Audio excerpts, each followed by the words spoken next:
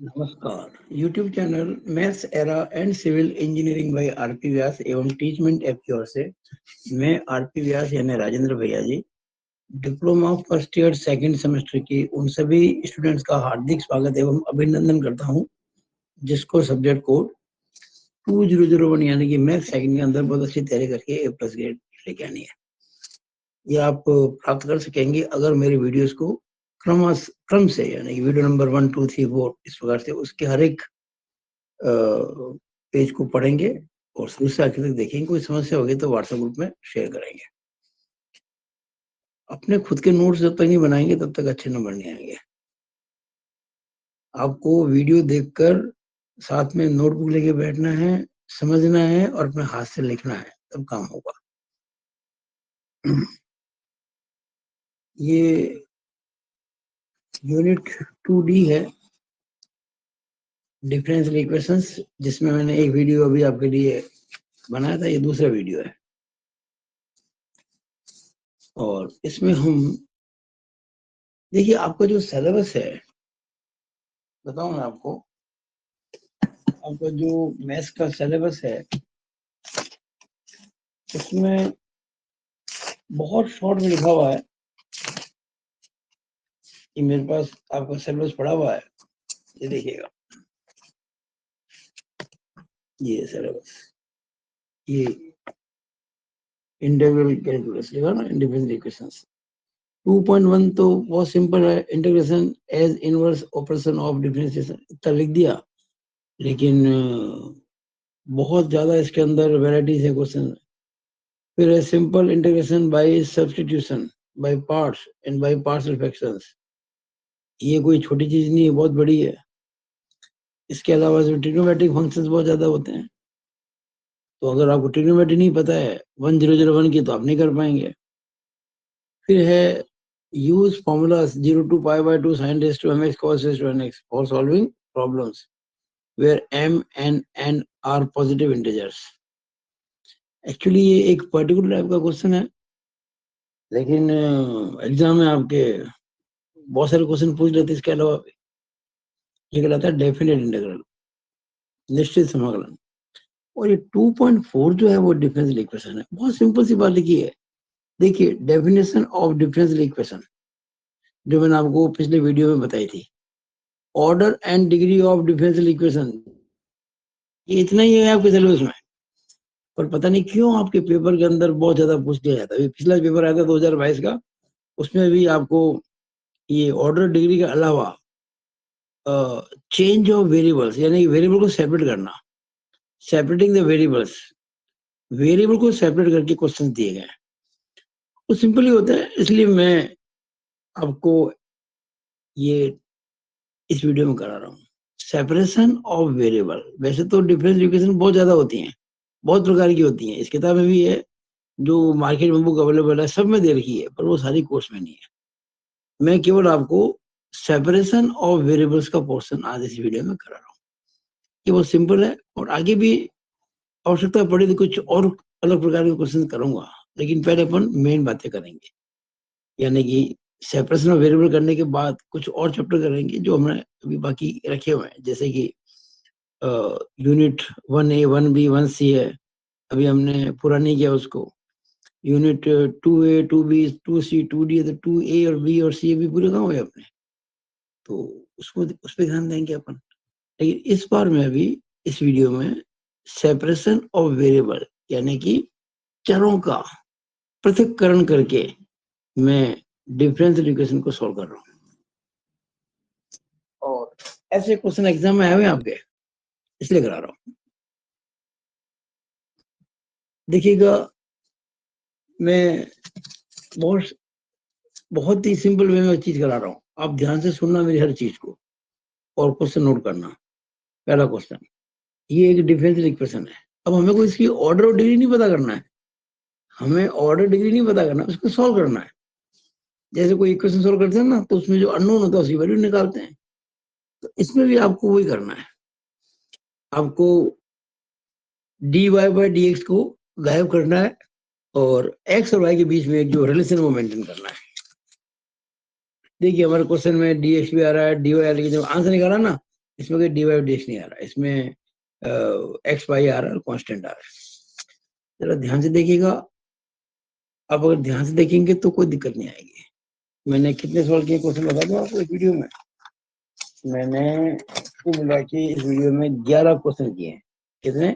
11 नहीं, हाँ 11 क्वेश्चन किए। ये सारे क्वेश्चन आप अभी कर पाएंगे अगले करीबन 50 मिनट में। पहला question, e raise to y plus 1 bracket में है multiply by cos x d x plus e raise to y multiply by sine x d y is equal to 0। देखो आपको कोशिश क्या करनी है कि जो वेरिएबल्स है उनको अलग अलग करना है। dx के साथ में x के पद आएंगे और dy के साथ में y के आएंगे। We should manage all terms of x with dx and all terms of y with dy। और एक और बात ध्यान रखनी है, dx और dy कभी भी डिनोमिनेटर में नहीं होनी चाहिए, नेवर इन द डिनोमिनेटर, यानी कि हर में नहीं होनी चाहिए, अंश में होनी चाहिए, इन द न्यूमरेटर। इस बात को ध्यान रखें। ये कभी 1/dx नहीं आ जाए या 1/dy नहीं आ जाए, दोनों गलत है। It should be in numerator. देखिए कैसे करेंगे इसको, जरा ध्यान से देखिए।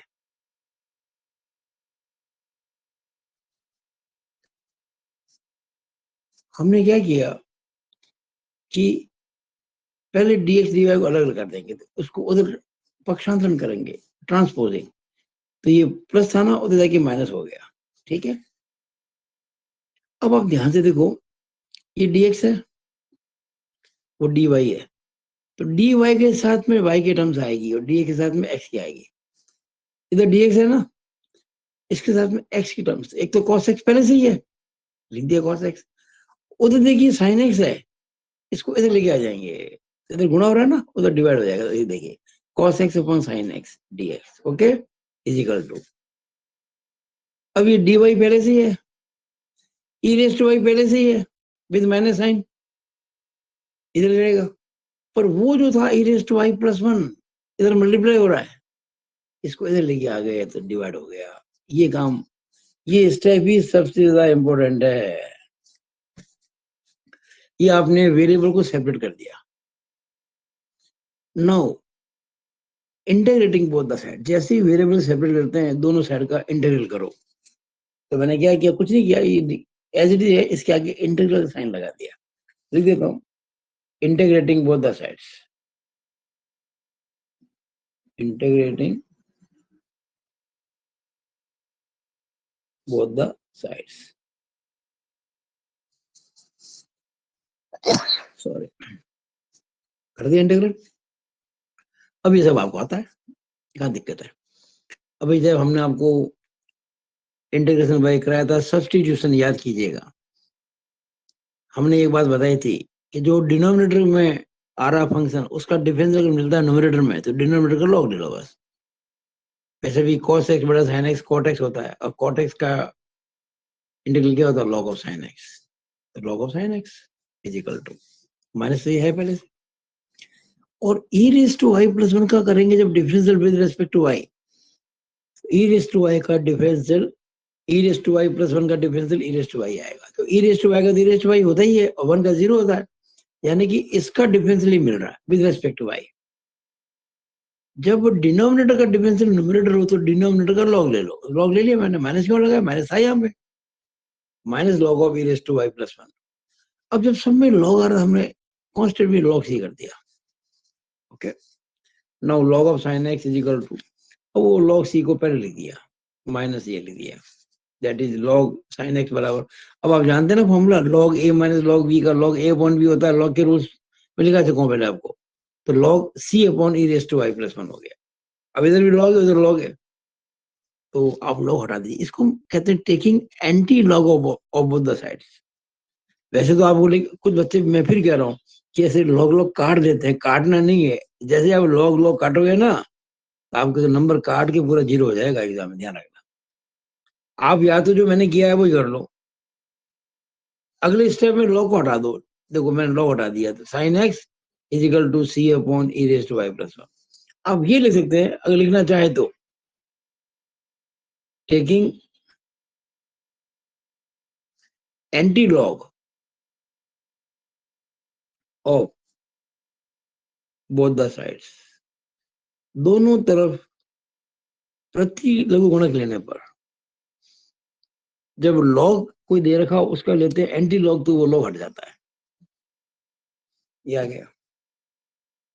और अब क्या किया मैंने, simply cross multiply, one plus e raise to लिख दिया, multiply by sine x is equal to constant, और ये इसका आंसर है।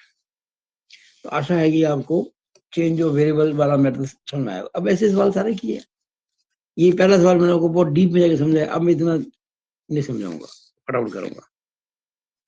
ये जो प्रॉब्लम मैं करा रहा हूँ आपको, ये 4 साल पुराने पेपर्स में आई हुई है, हो सकता है बाद में आए, पर मेरे पास रिकॉर्ड नहीं है। ये तो बुक में देखा था, उसमें लिख दिया। ये देखिएगा सवाल क्या है, 3 e raised to x into tan y into dx plus 1 minus e raised to x into sec square y into dy is equal to 0। यहाँ पर भी आपको पहले उसको उधर ले जाना पड़ेगा, ट्रांसपोज करना पड़ेगा। तो ये एज डी उधर जाएगा तो माइनस हो जाएगा, ठीक है। अब देखो ये dx है, ये dy है, तो dx के साथ में x और dy के साथ में y। इधर देखिए ध्यान से, e raised to x constant में इधर रखा हुआ है, e raised to x ये ऑलरेडी है। उधर देखिए माइनस ब्रैकेट में 1 माइनस ई रेज़ टू, ये पूरा पूरा मैं इधर लेके आ जाऊंगा, उधर मल्टीप्लाई हो रहा है ना, इधर डिवाइड हो गया, इज इक्वल टू, जो डी वाई पहले से उधर है, सेक स्क्वायर उधर ही है, और ये tan y इधर लेके आ गया। Now it is very simple. देखिए मैंने क्या किया, माइनस ये ना बार माइनस इसको अंदर ले गए, तो -1 हो गया, प्लस का ई रेज़ टू एक्स हो गया, तो ये हो गया 3 e raise to x upon e raise to x -1 dx बराबर sec square y upon tan y dy। अब हम दोनों तरफ इंटीग्रल करेंगे, 3 तो कांस्टेंट है, इसका इंटीग्रल बराबर इंटीग्रल ये वाला। अब देखो e raise to minus e raise to x -1 का integral e raise to x होता है, तो e रेज़ टू x का तो e रेज़ टू x होता ही है, -1 तो कांस्टेंट है। वैसे ही tan y का डिफरेंशियल सेक स्क्वायर y होता है। मैं फिर बोल रहा हूँ, e रेज़ टू x -1 का differential e raise to x होता है, और tan y का डिफरेंशियल सेक स्क्वायर y होता है विद रिस्पेक्ट टू y। तो बस इनका आप लॉग ले लो, तो 3 तो कांस्टेंट है। अच्छा मैंने अभी इंटीग्रल लिया है, अब अगली स्टेप में मैं लॉग लूंगा।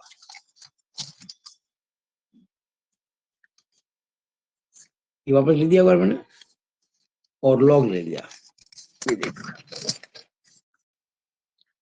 जैसे इसका इंटीग्रल करेंगे, तो चूंकि डिनोमिनेटर का डिफरेंशियल न्यूमरेटर है, तो डिनोमिनेटर लॉग ले लिया, तो 3 into log e raise to x -1,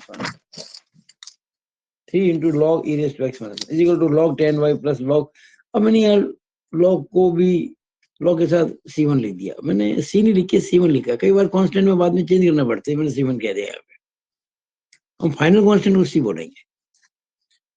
अब आप जानते हैं कि लॉग में क्या होता है, अगर उस चीज आगे मल्टीप्लाई होती है वो ऊपर इंडेक्स में चली जाती है, ये रूल है ना, अब बताइए आपको। अगर log of x raise to n हो, n आगे आता है, n log x बन जाता है, ये log के रूल्स हैं। या n log x है तो मैं log x क्यूब कह सकता हूँ।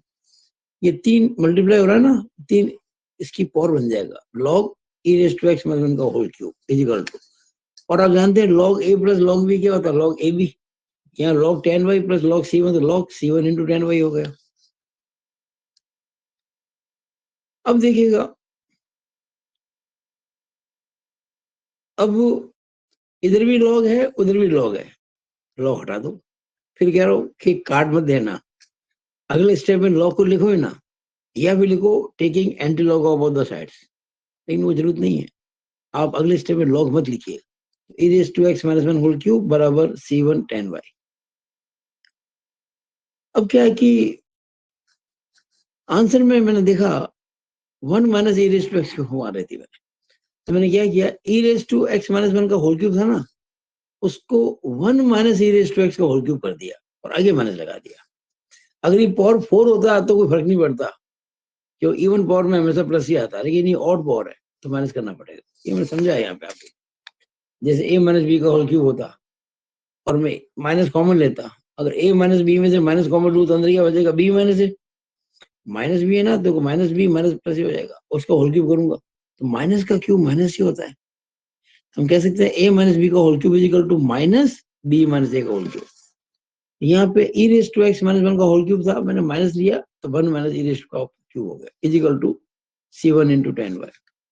अब 10y क्या हो जाएगा, ये c1 कांस्टेंट है उधर चला जाएगा, तो माइनस कुछ नहीं मतलब 1 तो है ही है, तो माइनस 1 अपॉन c1 और 1 minus e raise to x का होल क्यूब।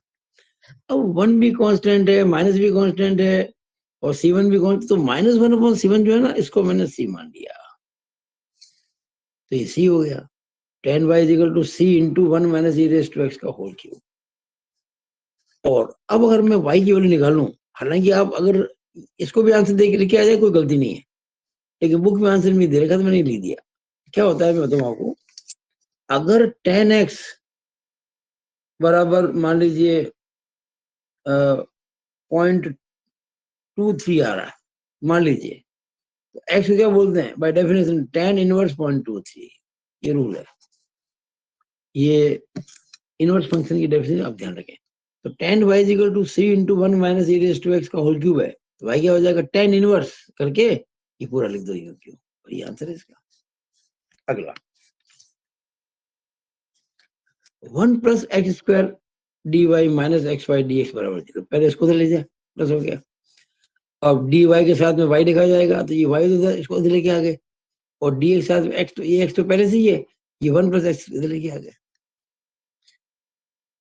अब हम जानते हैं कि 1 प्लस एक्स स्क्वायर का जो होता है डिफरेंशियल 2x होता है, यहाँ x ही है, तो मैंने क्या किया, 2 से गुणा 2 से भाग कर दिया, मैंने x को क्या लिख दिया, हाफ मल्टीप्लाई बाय 2x, वो तो 1/y है। अब इंटीग्रेटिंग बोथ द साइड, मैं बार बार नहीं लिख रहा हूँ, जैसे आप इस स्टेप के बाद ये लिखते हैं ना, आगे लिखना पड़ेगा इंटीग्रेटिंग बोथ द साइड्स, ये आ गया।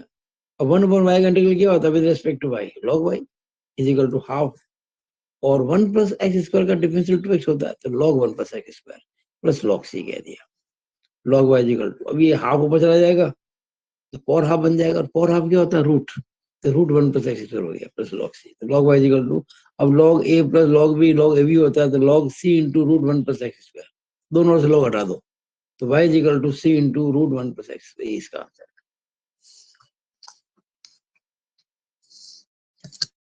ये चौथा क्वेश्चन है, dy is equal to root 1 minus y square upon 1 minus x square. ये अभी आपके बोर्ड एग्जाम आया था 2022 में पिछला, और ये मैं सॉल्व कर चुका हूँ, इसके आंसर ही दे दिए मैंने। पहला दो आंसर लिख सकते हैं इसके, पहला तो है sine inverse y minus sine inverse x is equal to constant. एक और आंसर मैंने दिया था, y root 1 minus x square minus x root 1 minus y square is equal to constant. और ये मैं सॉल्व नहीं कर रहा हूँ, क्योंकि मैंने आपको पहले से, अगर आपको याद हो तो मैंने यूट्यूब पर ये वीडियो बना के लिंक आपको भेजे थे, तो आप वो लिंक से वीडियो देखो और उसमें सॉल्व किया हुआ समझो, उसको खुद करो। मैं बार बार कहता आया, मैं जो कुछ भी करता हूँ ना, वो आप अपनी कॉपी में कर लो, बस ए प्लस ग्रेड आ जाएगी, अगर आप लोग सारा कर लिया समझ गए तो। आप किसी किताब के जंजाल में पढ़ो ही मत, आप मेरे पे विश्वास कर सकते हो। और ये जो वीडियो है मैंने लिख दिया सी यूट्यूब वीडियो, उस वीडियो को मैंने S2 नाम दिया था, उसका लिंक मैं भेज चुका हूँ, और वो 15 अप्रैल को मैंने यूट्यूब पे मतलब अपलोड किया था, डेट 15 तारीख की। आप मेरे कुछ दिनों पहले वीडियो देख लो, यूट्यूब पे मैंने लिंक भेजा। मैं अगला क्वेश्चन 5, ये भी 2022 के पेपर में आया हुआ है, उसके अलावा 2013 2012 और दूसरे सालों में आया हुआ है। D y by d is equal to 1 plus y square upon 1 plus x, ये भी मैंने उस पेपर में सोल्व कर रखा है। इसका आंसर है y is equal to x plus c into 1 plus x y. ये भी मेरा यूट्यूब पर लिंक मैंने भेजा हुआ, वीडियो S2 है, और ये भी जो इसकी 15 तारीख को मैंने ये अपलोड किया था। अब ये प्रॉब्लम 2001 में आई हुई है, sec square x into 10y dx plus sec square y into 10x dy is equal to 0। पहले उसको तो ले जाएंगे तो ये माइनस हो जाएगा। अब देखिए ये dx इधर है, तो dx साथ में x वाले टर्म्स आएंगे, तो ये सेक स्क्वायर एक्स इधर ही है, और वो 10x इधर लेके आएंगे, अपॉन आ जाएगा, वो dy उधर ही है, माइनस सेक स्क्वायर इधर ही है, और ये tan y इधर लेके आ गए। अब दोनों तरफ को इंटीग्रेट कर दिया, और आप जानते हैं tan x का डिफरेंशियल सेक स्क्वायर x होता है, और यहाँ tan y का डिफरेंशियल सेक स्क्वायर y होता है। बस हो गया। जब इसका करेंगे इंटीग्रेट तो log of tan x is equal to minus log of tan y plus tan c कर देते हैं, प्लस सॉरी log c कर देते हैं। ये log of tan x is equal to, ये log c प्लस में इसको पहले ले लिए log c माइनस a कर दिया। अब log of tan x is equal to log, अब log a minus log b क्या होता है, log a अपॉन b, तो ये होगा log c upon tan y। अब दोनों से log हटा दो, tan x बराबर c अपॉन tan y, यानी कि tan x tan y is equal to c। ये इसका आंसर आएगा। कितना सिंपल देखिएगा। तो मैं अच्छे से क्वेश्चन सारे कर रहा हूँ आप लोगों के लिए। छठा क्वेश्चन हो गया।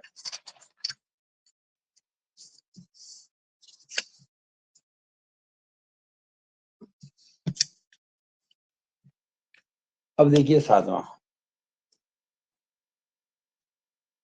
X y into d y is equal to y minus one multiply x plus one d x.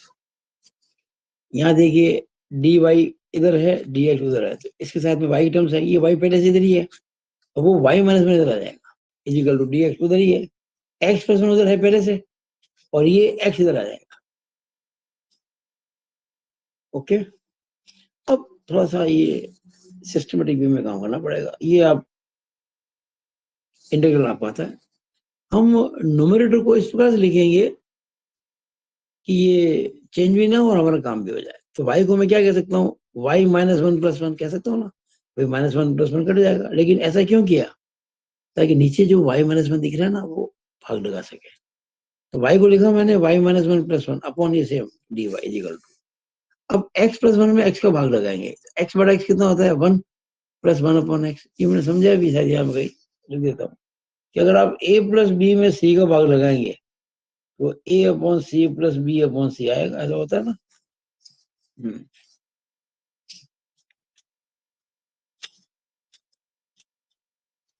अब एक बार इसमें इसका भाग लगाएं तो y माइनस वन से y माइनस वन कट जाएगा, वन आ जाएगा, और ये हो जाएगा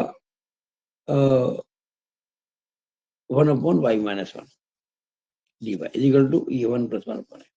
नाउ दोनों तरफ का इंटीग्रल कर लो, integral this plus this is equal. अब दो की जोड़ का इंटीग्रल है, इसका अलग करेंगे, उसका अलग करेंगे, तो integral one with respect to y plus integral one upon y minus one with respect to y, y is equal to one का integral plus one upon x का इंटीग्रल, ये विद रिस्पेक्ट टू एक्स है। One का with respect to y क्या होता है, y, और one upon y minus one का लॉग वाई माइनस वन, क्योंकि वाई माइनस वन का डिफरेंशियल वन होता है with respect to y, is equal to one का integral with respect to x, x होता है, और वन अपॉन एक्स का लॉग एक्स होता है, और साथ में लॉग सी कर दिया कांस्टेंट। इट मींस अब क्या, ये एक्स को इधर लेके आ गया, हो गया y minus x is equal to log c उधर से पहले से, लॉग एक्स उधर ही है, और ये लॉग वाई माइनस वन उधर गया तो माइनस का हो गया। अब देखो वाई माइनस एक्स, अब log c plus log x क्या होता है, log c x minus log y minus one, it means y minus x बराबर, अब log a minus log b होता है लॉग ए अपॉन बी, यानी कई बार मैं लिखा चुका हूँ log m minus log n बराबर लॉग एम बटा एन, ये होता है, ये लॉग के रूल्स हैं। Log c x minus log y minus one log c x बटा वाई माइनस वन, और ये इसका आंसर है। मुझे आशा है समझ में आ रहा होगा आपके। अब करता है अगला क्वेश्चन, आठवां। देखिए इतने में अच्छे से क्वेश्चन आपको करा रहा हूँ, कहीं अटकोगे नहीं आप, चाहे कहीं से क्वेश्चन आ जाओ, मैंने सारी वेरायटी ले ली है। One plus x into y d x बराबर y minus one into x d y, d x इधर ही है, साथ में एक्स आना चाहिए, ये वन प्लस एक्स पहले से ही है, वो एक्स इधर लेके आ गए upon x is equal to d y उधर है, साथ में वाई माइनस वन, और ये वाई इंटू अपॉन आ जाएगा। ओके, अब कुछ नहीं है, एक बार वन में एक्स का भाग लगा दे, एक्स में एक्स तो one upon x plus one, क्यों एक्स बड़ा एक्स वन होता है, डी एक्स बराबर वाई बटा y one minus one upon y. Now integrating both the sides. अब जब इंटीग्रेट करते हैं तो आप जानते ही हैं अलग अलग करना पड़ेगा। देखिएगा, इसका इंटीग्रल प्लस इसका इंटीग्रल बराबर इसका इंटीग्रल माइनस इसका इंटीग्रल, तो 1 अपॉन एक्स का इंटीग्रल ये देखिएगा प्लस 1 का इंटीग्रल इज इक्वल टू 1 का इंटीग्रल माइनस 1 अपॉन वाई का इंटीग्रल। और 1 अपॉन एक्स का आप जानते हैं लॉग एक्स, 1 का एक्स होता है, 1 का वाई होता है, ये विद रिस्पेक्ट टू वाई है, 1 अपॉन वाई का लॉग वाई होता है, प्लस लॉग ये कर दिया आपने। इसका यही आंसर है, ज्यादा से सॉल्व नहीं करना, यही आंसर है। इसी को आप अब यहाँ लॉग सी लिख दो या सी लिख दो, कोई फर्क नहीं पड़ता है। हाँ, ज्यादा सॉल्व करना होता तो मैं इसको कर देता, लेकिन मैं सोचता हूँ कई बार यहाँ तक ही छोड़ दो, कोई दिक्कत नहीं है, ठीक है ना। अब यहाँ लॉग सी लगाओ चाहे केवल सी लगाओ, दोनों सही है, कोई ज्यादा सॉल्व होगा नहीं। ज्यादा सॉल्व वैसे चाहे तो पिछले सवाल से कर सकते हैं, ये वाई से लेके आ जाओ, एक्स माइनस वाई जो है हो जाएगा। उधर देखो log c minus log Y को लॉग सी अपॉन वाई कह देंगे, और वो उधर माइनस लॉग एक्स बनेगा, तो आपस में मिक्स होकर कुछ बन जाएगा। लेकिन मैंने इसलिए इस क्वेश्चन का आंसर इसी फॉर्म में लिख दिया है। एक क्वेश्चन मैंने सॉल्व किया था डिटेल में, और एक को यहाँ तक छोड़ दिया, दोनों सही है, इसलिए मैंने यहाँ पे ऐसा किया। अगला question, x square d y by d plus y equal to 1। पहले तो क्या किया, इस वाई उधर ले गया तो 1 माइनस वाई हो गया। अब डी वाई उधर है, देखिए डी वाई के साथ में क्या आना चाहिए वाई, तो ये पूरा पूरा 1 माइनस वाई इधर लेके आ गया। अब वेरिएबल को सेपरेट करना है, ये dx अपॉन में है। मैं फिर कह रहा हूं आपको, मैं पहले भी कह चुका हूँ, dy बाई dx का मतलब dy बटा dx नहीं होता है। ऐसा नहीं पढ़ते कि dy में dx का भाग लगा रहे हैं, लेकिन हम इनको सेपरेट कर सकते हैं वेरिएबल्स को। उसके हिसाब से हमने क्या है, इधर dy उधर dx ले लिया, dx उधर ले गए, हमने कोई ट्रांसपोज नहीं किया, मैं बार बार कह रहा हूँ। हाँ, लिख सकते हैं टेक्निकली। और ये एक्स स्क्वायर है ना, इधर मल्टीप्लाई हो रहा है, उधर डिवाइड में आ जाएगा, तो dy के साथ में y के टर्म्स, dx के साथ में x के टर्म्स, dx dy दोनों ऊपर होने चाहिए, कभी नीचे नहीं होने चाहिए। अब हमने लगा दिया इंटीग्रल दोनों तरफ। अब y 1 माइनस वाई का जो होता है डिफरेंशियल, 1 माइनस वाई का, वो -1 होता है। तो आपको पता ही, मैंने जब डिफरेंशियल कराया था, तो 1 अपॉन 1 माइनस वाई, तो आप जानते हो लॉग 1 माइनस वाई हो जाएगा। लेकिन ये अगर y माइनस 1 होता तो कोई दिक्कत नहीं थी, 1 माइनस वाई, तो 1 माइनस वाई का डिफरेंशियल -1 होता है, 1 का 0 माइनस वाई का -1, तो -1 से मैंने डिवाइड कर दिया। ये चीज खास बात ध्यान रखने की, ये मैं स्टार लगा देता हूँ। ये आपका डिफरेंशियल वाला पोर्शन पक्का होना चाहिए, log 1 minus y upon minus. अगर ये y माइनस 1 होता है तो सिंपली लिखता है log y माइनस 1, क्योंकि y माइनस 1 का डिफरेंशियल +1 ही होता है, पर यहाँ 1 माइनस वाई का डिफरेंशियल -1 होता है, इसलिए -1 से भाग लगा दिया। और x इज टू -2 का क्या होता है, x इज टू -2 + 1 यानी -1 अपॉन -1 प्लस c। अब देखिएगा log 1 minus y upon -1 plus बटा माइनस माइनस होता है, तो minus log 1 minus y is equal to x की पावर -1 को क्या लिखते हैं, 1 अपॉन एक्स, पर ये बार माइनस है नीचे देखिए, तो -1 अपॉन एक्स हो गया, और प्लस सी। अब ये माइनस का लॉग 1 माइनस वाई है, वो माइनस है। हम क्या करते हैं, ये माइनस को हटाने के लिए पूरी इक्वेशन को माइनस से मल्टीप्लाई करते हैं, मल्टीप्लाई होल इक्वेशन बाई -1। या आप चाहो तो ये माइनस को उधर ले जाओ, प्लस हो जाएगा, इसको इधर लाओ माइनस हो जाएगा, सॉरी माइनस था प्लस हो जाएगा, कर दिया। ये आपका आंसर हो गया। या सिंपली करो कि दोनों तरफ माइनस से गुणा कर दो, तो log 1 minus y is equal to minus का प्लस हो जाएगा, और प्लस सी का माइनस सी हो जाएगा। ये आंसर आ गया। अगला क्वेश्चन,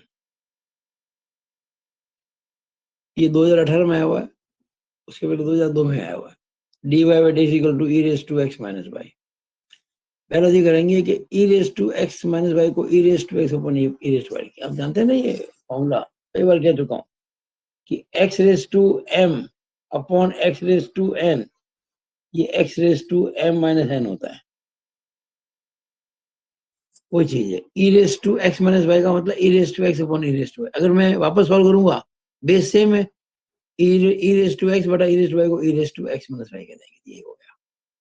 अब हमने वेरिएबल सेपरेट करना है, इधर dy है ना, ई रेस टू वाई वाली टर्म इधर आ जाएगी, तो ये इधर अपॉन में इधर इनटू में जाएगी, e raise to y d y is equal to, ये ई रेस टू उधर ही है और डीएक्स इधर अपॉन में है, उधर ले जाएंगे ऊपर आ जाएगा। मैं फिर कह रहा हूँ, बार बार कह रहा हूँ, कई बार बच्चे कह देते हैं बाई क्रॉस मल्टीप्लीकेशन, जो बिल्कुल गलत सेंटेंस है। क्रॉस मल्टीप्लाई वर्ड यूज करते ही पूरा काट के 0 नंबर कर देंगे आपके।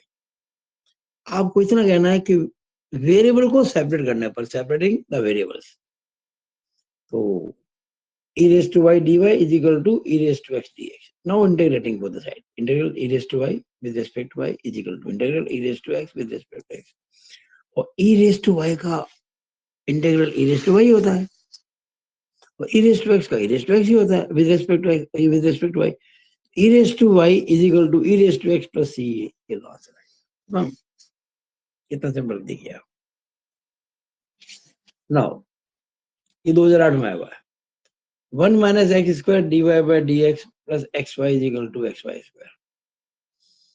यहां भी हमको वेरिएबल सेपरेट करना है,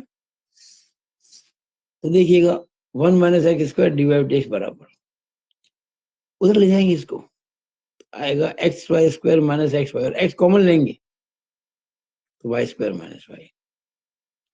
अब dy के साथ में y आता है ना, तो dy तो पहले से इधर ही है, और ये y square minus y को इधर लेके आ गया, अपॉन आ गया 1 upon y square minus y dy is equal to, ये dx ये दिख रहा है आपको, उसको उधर करना है, उस साइड में ले जाना है, सेपरेट करना है, तो dx हो गया, x पहले से ही है और ये 1 माइनस x तो इधर जाएगा तो अपॉन आ जाएगा। अब आपने फर्स्ट सेम में पढ़ा होगा पार्शियल फ्रैक्शंस, यहाँ थोड़े से फैक्टर्स करने पड़ेंगे आपको। y स्क्वायर माइनस y में y कॉमन ले सकते हैं, क्या बचेगा y माइनस 1। देखिए अगला स्टेप है 1 upon y into y minus 1, देखिए 1 upon y into y minus 1 d y is equal to, यहाँ कोई दिक्कत नहीं है। यहाँ एक है कि 1 माइनस एक्स स्क्वायर का डिफरेंशियल माइनस 2x होता है, आप इसका डिफरेंशियल करोगे तो माइनस 2x आएगा, पर यहाँ तो x ही है, हम क्या करेंगे माइनस 2 से गुणा कर देंगे और भाग लगा देंगे। पर यहाँ आप समझ लो, मैं ऊपर माइनस 2 इंटू एक्स, नीचे अपॉन माइनस 2 कर दूंगा तो कोई फर्क नहीं पड़ेगा, वो मैंने किया। मैंने क्या किया, माइनस बार रखा है 1 अपॉन 2 और 2x अपॉन 1 माइनस एक्स, ये देखिएगा माइनस 1/2 और वो माइनस 2x अपॉन, ये माइनस माइनस कर जाएगा और ये 2 कट जाएगा, ये सिंपल हो आ जाएगा जो पहले था। अब ये जो चीज है ना, ये खास बात है कि हमें इसका करना पड़ेगा इंटीग्रल, देखो, पर उसके बाद आपको इसको पार्शियल फ्रैक्शन बनाने पड़ेंगे। ये 1001 का मैटर हो गया, लास्ट चैप्टर जो था उसका। तो मैंने क्या किया 1 upon y into y minus 1, इसको मान लिया a upon y plus b upon y minus 1। ये दो फैक्टर है ना, y और y माइनस 1 दोनों लीनियर है, रेखिक है। जब लीनियर फैक्टर होते हैं तो a भी मानते हैं, a upon y plus b upon y minus 1। अब हम इसको लिखेंगे एज इट इज, वहां y into y minus 1 LCM लाएंगे, तो y इंटू वाई माइनस 1 में y का भाग लगाएंगे, y कट जाएगा तो आएगा y माइनस 1, तो a into y minus 1 plus इसमें इसका भाग लगाएंगे तो y माइनस 1 कट जाएगा तो b इंटू वाई बच जाएगा। अब ये नीचे नीचे कट गए, क्या हो गया 1 is equal to a into y minus 1 plus b into y, या 1 इज इक्वल टू, अब आप खोलोगे ब्रैकेट तो a वाई आएगा, b वाई पहले से ही मौजूद है तो मैंने a y plus b y लिख दिया, और ये a इंटू माइनस 1 करेंगे तो माइनस से आएगा, या 1 इज इक्वल टू। अब यहाँ अगर y कॉमन ले लूं तो a प्लस बी बचेगा, मैंने लिख दिया a plus b into y, ये देखिएगा a plus b into y और माइनस है। अब इसको कंपेयर करो, देखिए a प्लस बी क्या है, a प्लस बी है y का कोफिशिएंट, यानी जिसका y से गुणा हो रहा है, और इस साइड में y की कोई टर्म ही नहीं है, no any term of y in LHS। उधर तो है y into a plus b, लेकिन यहाँ तो नहीं है, इसका मतलब a प्लस बी 0 है। और मैं इसको अगर 0 कर दूंगा तो y टर्म खत्म हो जाएगी ना, हाँ, a प्लस बी 0 है, और कांस्टेंट क्या है इधर माइनस a, उधर क्या है 1, तो माइनस a इक्वल टू 1 हो गया। अब अगर माइनस a की वैल्यू 1 है तो a की क्या हो जाएगी माइनस 1, एंड अब a की वैल्यू माइनस 1 मैंने यहाँ पुट कर दी, तो मैंने a की जगह लिख दिया minus 1 plus b is equal to 0। अगर माइनस 1 प्लस बी बराबर 0 तो b क्या हो जाएगा 0 प्लस 1, ये देखिए 1, a माइनस 1 हो गया b 1 हो गया। ये देखिए हमने तो क्या माना था ए अपॉन वाई मतलब कि -1/y plus b upon y -1 यानी कि +1 अपॉन वाई वो यहाँ लिख दिया मैंने। ये था ना 1/y इंटू वाई -1 ये वाला, इसी जगह पे ये a अपॉन b अपॉन, तो -1 upon y -1 upon y +1 upon y -1 क्या v1 है कि भाई यहाँ कोई दिक्कत ही नहीं है। -1/2 -2x upon as it is लिख दिया। Now integrating both the sides लगा दिया इंटीग्रल, वो चूंकि प्लस था ना मैं पहले इसको लिख दिया 1/y -1 फिर -1/y dy -1/2 इंटीग्रल लगा दिया। अब 1/y -1 का log y होता है, सॉरी log y -1 होगा क्योंकि y -1 का डिफरेंशियल y -1 का डिफरेंशियल 1 ही होता है with respect to y। -1/y का इंटीग्रल अब जानते हैं log y होता है इक्वल टू -12 और 1 - x² का डिफरेंशियल -2x होता है तो log 1 - x² plus log c कह दिया। अब देखिए log a minus log b log a upon b होता है log y -1 upon log y हो गया और इजिकल टू, अब इसको क्या किया मैंने, ये जो -12 है ना -12 ऊपर चला गया इंडेक्स में log 1 - x² की power -12 plus log c it means log y -1 upon y is equal to log। अब क्या है कि ये जो -12 पावर है नीचे आके +12 बन जाएगी और किसी की पावर जब हाफ होती है रूट होता है तो 1/√1 - x² प्लस log c हो गया।